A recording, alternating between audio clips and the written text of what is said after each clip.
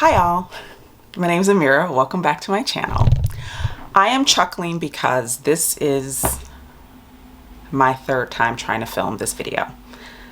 And I just started the intro and then realized I hadn't pressed record. So technically it's my 3.5 times trying to film this video. I don't know what the hell's going on. I know Mercury's in retrograde right now. I've already had a couple snafus, so I'm just, clearly I'm in a YOLO phase if I'm trying to do this right now, but we're gonna go for it. Pray for me. All right, so I own, how many do I own? I own 14 Natasha Denona palettes. It's a lot, I know, which is very funny considering that I used to call her jokingly Natasha Denona because I could never see myself spending money on her palettes because they were so expensive. But number 14, and this is actually the palette that I considered purchasing first. This is the palette that I was like, if I'm gonna spend money on Natasha Denona, it's probably gonna be this one. And then I saw reviews for it and it was like, no. It is the Safari palette. She's beautiful. She is a beautiful palette. I did not purchase this palette when it first came out. I didn't purchase this palette until spring of last year during lockdown, and it was on sale. And she's since discontinued this palette, so you can no longer get it. First of all, let's just say the color story is gorgeous. It's what attracted me to the palette. I was like, you know what? If I'm going to spend that kind of money, this is what I would spend my money on. And I still feel that way. It's beautiful. The issue, and the issue that I saw in every single review I saw of this palette, is that these shades do not layer on top of each other well at all. They really, some of them don't even last on their own very well. And I feel like the majority of this palette is Natasha Denona's cream to powder formula, and this is when she was still tweaking that formula and still figuring out, I guess, where she wanted to go with it. And so it is not at its best iteration here, but the shades are beautiful. I use this now. I use it more to go in with specific shades. Like I really love the shade Tamarind. It's beautiful. That's a beautiful shade. And then, there's a couple of other shades in here like Amhara, which kind of sounds like my name, but it's super, it's like this peachy tone. It's beautiful. These just do not work well together at all. So that is why it is ranked at the bottom for me. So number 13 is a palette that another palette of hers that I had my eye on for a really long time and just kept putting off because it's nothing groundbreaking. It's a neutral toned palette. This is the Camel palette, one of her 5 pans. And I wanted this for the longest time. I love yellowy toned like neutrals. Love them, especially the camel tones. Chef's kiss. So I knew I was gonna love it. And I do love the colors in this. The biggest issue with this palette and why it ranks second to last is because of this shade right here. I don't know if you can see that, but it has hard pan. It has hard pan. And applying this to the eye is a pain in the butt. And let me just say that the hard pan formed as soon as I used it. As soon as the first time I used this palette, this formed hard pan. And it formed hard pan not with my finger. Like, metallics can form hard pan if you're using your finger a lot. The oils from your hands can really sort of, affect the performance of the shade. But usually you can, rub a little bit or use a brush and scratch that off and it'll be fine. What I find with this is, sure, I can scratch at it and I can get some payoff, but as soon as I'm done, it just goes right back to being hard pan. I don't know if I got a bum palette or what. I don't know. I wanted to love this. I still love the color story, but just performance wise, it's not the biz. Next up, we have the other palette that I purchased during her Black Friday sale, the other 5 pan. And this is her number 8. And I thought it was so pretty. And when I was looking at it, originally, I realized how much of a sister palette, or even like a first version of the retro palette this is. Now this is all, these are all like satins and metallics. These are not, there are no mattes in this. But the color story is so similar to the retro palette, and I can show you that now. They're so similar. Look at that. Look at that. How similar that is. Except this shade, which is probably, I would say was maybe a sister shade to this one, is a matte, and that's a satin metallic-y type shade. This shade is pretty soft, but it's, oh, it's so pretty. I love this palette. The reason why it ranks so low, and I dug my nail into it. Why do I always do that? This is what happens when you have claws. The reason why I would rank this low is not because of the performance or anything like that. It's simply because it's an all shimmer palette. I don't use all shimmer palettes that often. I tend to, with palettes like this, reach in for specific shades to complete looks, which I do with this. And it's a beautiful palette. I don't have any complaints about it. It's just the fact that it's an all shimmer palette. Next up is number 11 on the list, and that is the Love palette. Let me not blind you. I'm gonna open it up so you can see, which I'm sure you guys have seen this. And I think this is on sale right now, either on her site. I know I saw it on the Sephora site. I don't know if they still have it, but this was marked down for like 30 bucks. Another palette that I bought during the Black Friday sale. This palette is really pretty. It's a beautiful color story. I held off on purchasing it when it first came out because I had seen some sort of mixed reviews. Some people loved it, some people didn't love it, and then it came out, kind of came to be known that some people had really decent palettes and other people didn't. So maybe there was an issue with batches, and I don't know. That's another reason why I waited. I was like, you know, I'm just gonna let them blow over and then I'll see if I still want it. And into this, like, I would reach for singles almost, you know, like I'll do a look and then I'll be like, you know what, I want a little bit of Giving. And Giving is this beautiful pink, sort of almost duochrome, but not quite. It just has this beautiful subtle shift. I love that. So I'll reach for shades like that, or Pure Love or Passion, which are, you know, these shades here. So that's, let me see. This is Passion. I'll swatch that so you can see it. Super pretty shades. But I just don't, I don't look at this palette and go, let me do a whole look with the Love palette. I just don't. It just doesn't, it doesn't speak to me in that way. But it is a nice palette. Next up is number 10, which is Zemini Gold.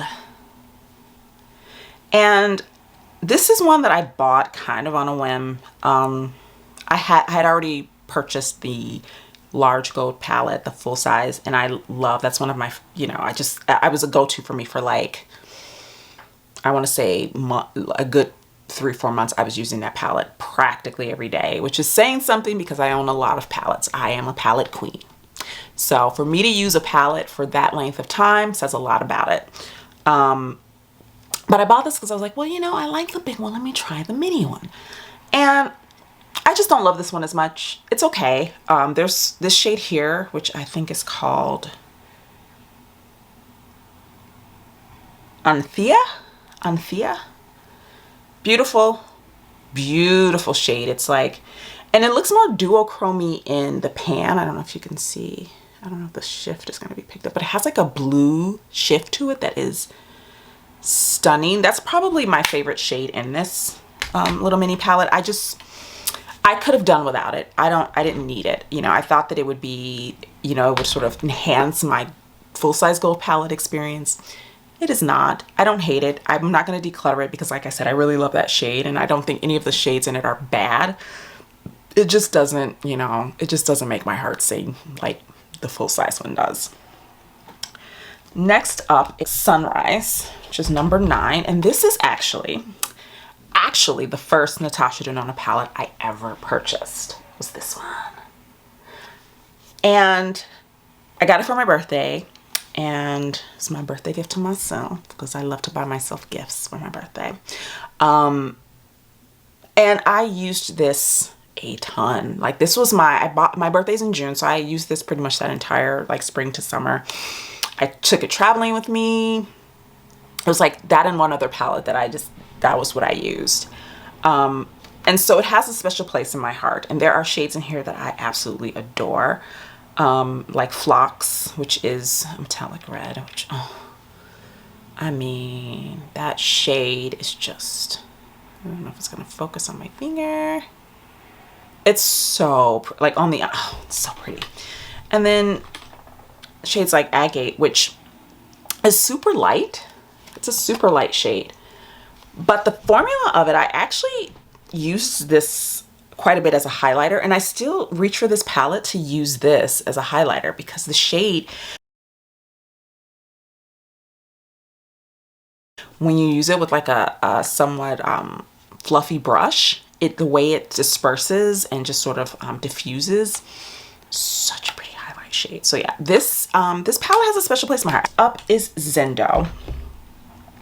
And Zendo I purchased this past spring.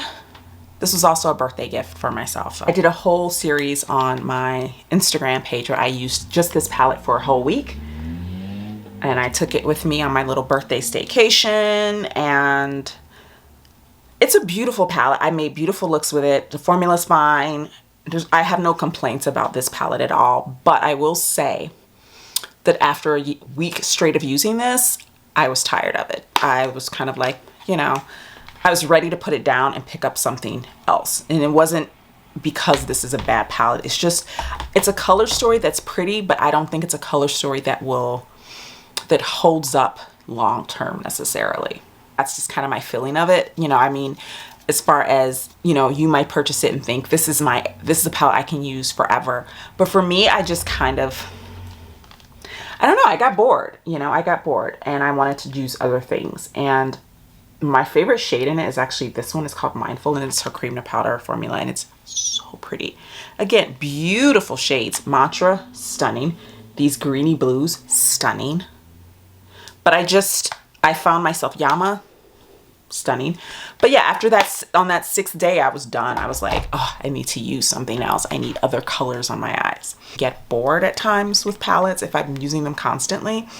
So that could just be my personality and the way that I, you know, relate to makeup coming into play on that one. 7, oh, at the bottom here. Got a pile of palettes here and I'm just not in order. Last time I tried to do it, I had everything straight. I had everything like, you know, organized, and I was like, okay, I'll put these here and these here. I'm just flying by the seat of my pants with this because, again, this is my 3rd time trying to film this. So I'm just like, we're just gonna see how it goes. We're just gonna see. So Triochrome, number 7. This, and then didn't use it for months. Why, you ask? I don't know. I can't answer that question. End of winter, beginning of spring this year, I finally opened this palette up, and then I felt like an absolute clown because it's so pretty and I had so much fun using it. And what I love about this palette is that it's colorful, but everything has this like dusky quality to it. Everything is kind of like slightly muted, or it's just has a little bit something that makes it a little unique. Like every shade, it can look really bright, but I'm like, the orange is really muted and dusky, and then it has like this peachy tone that's muted and dusky. The greens, they're bright but like not, you know, and then it has like this weird like olive tone here, and then it has like these triochromes down the center. So everything else is a matte, and then you have your 3 triochromes down the center. Now I will say my favorite is Color Flip, and it's very pretty, but I will say that this one's really pretty too. Oh, so pretty. I will say the color flips on these, or the shifts, or the triochrominess of them isn't that strong. Like you're not gonna get, if you're looking for like indie brand type of, you know, duochrome, multi-chrome-ness, you're not gonna get that with this palette. This is, I feel like, for people who want to try multi-chromes but are like a little afraid, like they just want to dip their toe. So the shift isn't going to be dramatic, but it's the formulation is very elegant and very sophisticated. It doesn't feel, I feel like sometimes when you're dealing with multi-chromes, it's like they take over the look. Like if you're wearing a multi-chrome, everything else around it is there to just support the multi-chrome, whereas I feel with these, they kind of just lend themselves to the other shades that you're using in the look. So I think there's a place for these types of multi-chromes. All right, next up is the mini Tropic palette, and this is number 6 on the list. And I really like this little palette. I like it more than I thought I was gonna like it. The full-size Tropic is since been discontinued. I didn't want the full size. The only shades that I was interested in was in the shades in the bottom row, and the mini is all of the shades that are in the bottom row of the full size, and you can still get this. And her minis are only 25 bucks. I don't know what it is about this little palette. This green, I don't know what it is about it. I love it. It's just so vibrant. The blue, I will say, I love the way the blue looks on the eye, but like the Camel palette, the blue gets hard pan. The difference with that is I'm usually able to scrape this off and get some good, you can even see it there, that it has a little hard pan on it. I can usually scrape this and it works fine, whereas the Camel one, I still feel like it doesn't quite give me the oomph that it should be giving me. But because this one is a tiny little baby palette, I don't use it very often. I feel like I'm okay with having to work with this little shade, you know? It's worth it to me. This shade is so pretty on the eye. It looks really soft and pastel-y, but it is so pigmented on the eye. It's kind of insane. But yeah, I don't know. This palette really surprised me. I didn't expect to enjoy it as much as I do, but yeah. And then next up is, I would say, her most colorful palette in all the palettes she's released, and that is Circo Loco. And I don't know. This is one that I was not originally going to get. I was kind of on the fence about it, and I was kind of like, okay. You know, I didn't feel like there was anything like particularly unique about it. But I kept saying to myself, she's never done anything this colorful. I really want to see if the formulas hold up when she's doing more bright pigmented shades. And I will say that it does. I was so surprised at how much I enjoy this palette. I kept reaching for it. Again, if I'm reaching for a palette again and again, it says something, because I don't tend to do that. I mean, that's not to say I never use any of my palettes ever again, but I tend to use a palette for like a couple days and I get bored and then I rotate and I go to a different palette and I use that for a couple of days. I tend to bounce around. This one I used for like a week straight. Not for any sort of series or Instagram challenges or anything like that, like just because I wanted to. And one of my favorite looks was taking all of the oranges. So this is the matte. So this one, and that one. I would put this all over the lid, a little bit of this, and then this to top it off. So this silver is like, it's got like some purple in it that you can really only see when you move your eye a little bit. It's just little purple micro glitters in it. It's a really nice palette. It's a really fun palette. And do I think it's worth the $129 price tag?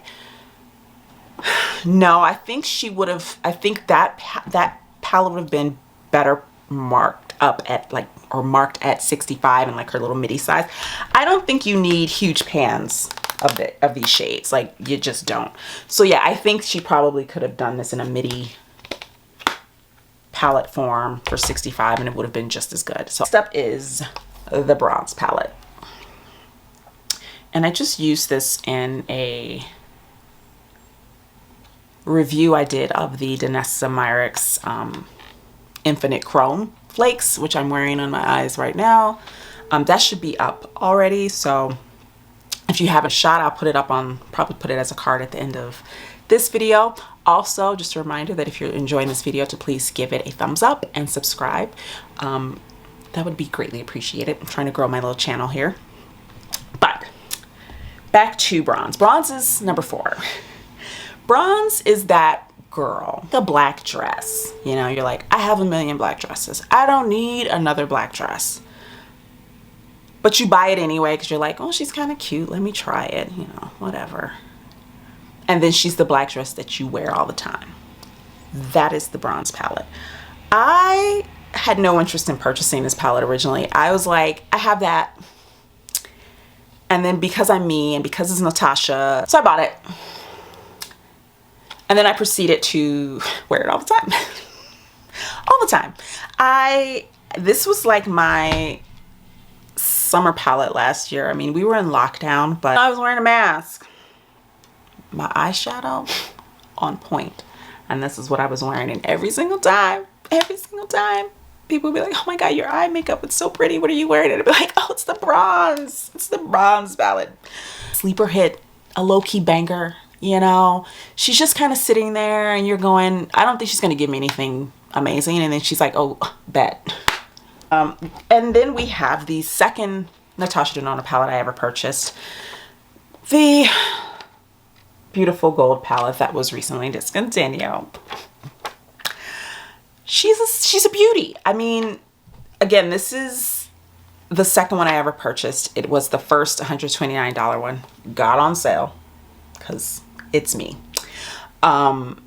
But yeah, this is the second one I ever purchased of hers, and it sort of solidified my feelings about her palettes and her formula, that I felt a bit more confident purchasing them and spending my money on them.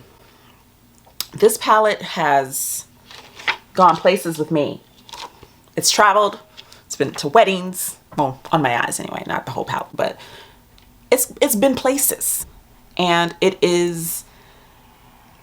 has a special place in my heart. It just does. I don't know. Whenever I think of the gold palette, I just kind of go, aw, gold palette. The main takeaway I have about the gold palette is that it's a surprisingly versatile palette. When you look at it, it looks very one note, and then you start using it and you realize that it isn't. I've used this palette and never touched any of the metallics and created a full, beautiful, matte, smoky eye. The Mini Retro. I love this little palette. I love it. And looking at it makes me sigh in sadness at the full size that she released as its sister companion palette, because that palette is pretty. I'm not gonna diss that palette and be like, oh, that's an ugly palette. No, it's a pretty palette, especially if you love berries. I'm not a huge like berry person. I own berry palettes, and that's one of the reasons why I don't feel the need to purchase that one, because I have those shades and there's nothing super unique about them that makes me feel like I need that palette. There's a couple of the metallics in there. She has a couple of like, kind of like green leaning undertones. There's a couple of metallics in there that I think are stunning. But again, I wouldn't purchase that palette just for like one or two of those shades. I just wouldn't do that. But this makes me sad now. Not in the sense of like, oh, I'll never use it. It just makes me sad because it makes me think of what could have been. What could have been. I just wish she had expanded on this. I don't need her to dupe these. I just wanted her to expand on the idea, you know? And so yeah, Mini Retro. I talk a lot of shit about makeup. That's why I wanted to start a YouTube channel, because I talk a lot of shit about makeup. And this palette is probably the palette that I talk the most amount of shit about. And it's my favorite. It is the Metropolis palette. It is #1 in my Natasha Denona ranking. I freaking love this palette, and I talked so much trash about it. I was so mean about this palette when it first came out. I was like, what the hell is that? It's a bunch of shades thrown together. Why is it shaped like that? Why does she have so many little pans? Is it a midi? Is it a full size? Is it a mini? Does it even know? And then I learned what her inspiration was for it. And then I was like, fine. Her inspiration for the Metropolis palette was Art Deco. That's kind of like, you know, sort of like Art Deco-y, stained glassy kind of vibes. Like, I see it. And once I saw it, I was like, well, now I gotta try it. So I bought it. Now, again, I did not pay full price for this. I was very curious about it, but I was not curious enough about it to drop $129 on it. So I used a Sephora Rouge Reward and only bought it for $30, because that's how I roll. Don't hate the player, hate the game. That's all I have to say. So I did not spend $129 on this, but if I ever lost this palette, if someone stole it, if it broke into 1,000 pieces, Lord, I would repurchase it. So what does that tell you? I would spend $129 on this palette. I love this palette with heart. It's one of my favorite palettes in my entire collection. Not just Natasha Denona, but just in general. I just love makeup that has a point of view. And when I understood what her point of view was, I was able to see it and appreciate it. And it has a ton of cream to powder. These dark shades here, they look very, you can kind of see in the light here, they look similar, especially these two. They are not. Thank you very much. They are not. One is a really, really beautiful, rich, deep, deep, deep, almost blackened navy. The other one is like a rich, rich, rich, rich, rich, like teal. And then you have this one, which is just a beautiful, deep, dark, like hunter forest green. So pretty. I would swatch these, but they are so pigmented that my fingers will be stained for until like tomorrow. My favorite little area to play in with this are these shades here. I would take this shade, and it's a cream to powder. It's so pretty. Look at that. Look at that shade. It's just like, oh, I love fugly colors like this. I call them fugly because they're just ugly but beautiful. They're just, I love stuff like that where you're like, oh, that's so ugly. It's actually quite beautiful. This shade I put all over, like in the outer corner, a little bit on the lid, and then I'd go in with these two, like this on the lid and this in the inner corner. Sometimes I throw in a little bit of that one, and if I'm feeling extra fancy, I'd go over here, throw in that gold. These shades were like my jam. These shades, they look very similar, especially these two. I mean, you can see that, clearly see that this one's darker, but I can see why people are like, those are too similar. You know, you're gonna get essentially the same vibe. Yes and no. Yes and no. I'll swatch them so you can see. One is actually quite cool and the other one is warm.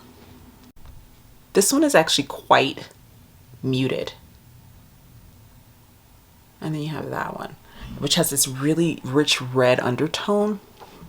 So again, even the shades that come off looking really, or seeming to look very similar, just aren't. I mean, this shade here, and my hands are like completely stained now. Hold please, let me wipe my hands off. All right. So this shade here, and I hardly ever reach for this shade, but whenever I do, I'm like, why don't I use that? It's so pretty, look at that. And then you have this red, which is similar to Phlox, but I would say it's a bit more intense. The metallic is a bit more intense than it is in Phlox. Phlox, that's from the Sunrise palette, that has a little bit more, has a little bit of a different undertone. It's a bit purpley in undertone almost. But like this blue, and I'll show you what these look like up against each other so you can see that they're not the same. But that's the thing about this palette, like the shades look very similar in the pan, and then you start playing with them and you start seeing these beautiful subtleties and differences. And yeah, this is my number one, my Natasha Denona Ride or Die, the one that if it broke tomorrow, I would repurchase. Let me know in the comments, what's your favorite Natasha Denona palette? If you own any Natasha Denona, do you think the price tag is worth it? Do you think it's not worth it? Do you have a palette that you absolutely dislike completely from her? I want to know. Give me the tea. Don't forget to click the like button and subscribe, and I'll see you in the next one. Bye.